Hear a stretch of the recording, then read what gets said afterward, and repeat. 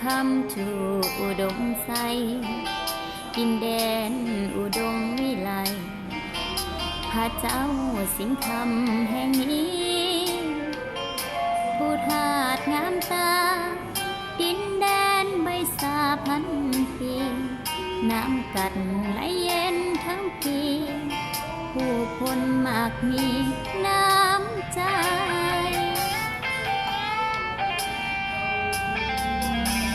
โศ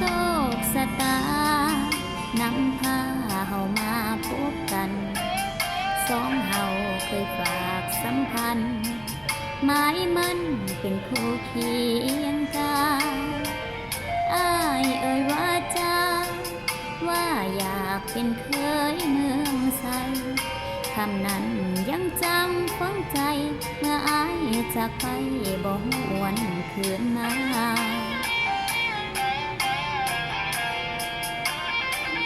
สาวเผ่ากะโมคอยอยู่แห่งนี้ที่เก่ายังคงตั้งตาคอยเจ้าที่น้ำกัดย้อละกาเห็นสายวาลินไหลเลยบ่หวนขึ้นตาเหมือนดังอยากย้ำเตือนว่าคนจากลาอาจก็คนคือ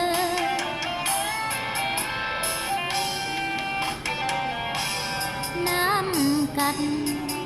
ยังคงไหลลิ้นจากปากแต่คนที่ให้สัญญาบ่มีวี่แววตาวเพื่อน้ำเปลี่ยนใจบ้าญาติเวลาเป็นคนเป็นเดือนอย่าปล่อยให้นอนกำคืนที่คืนมาทวงสัญญา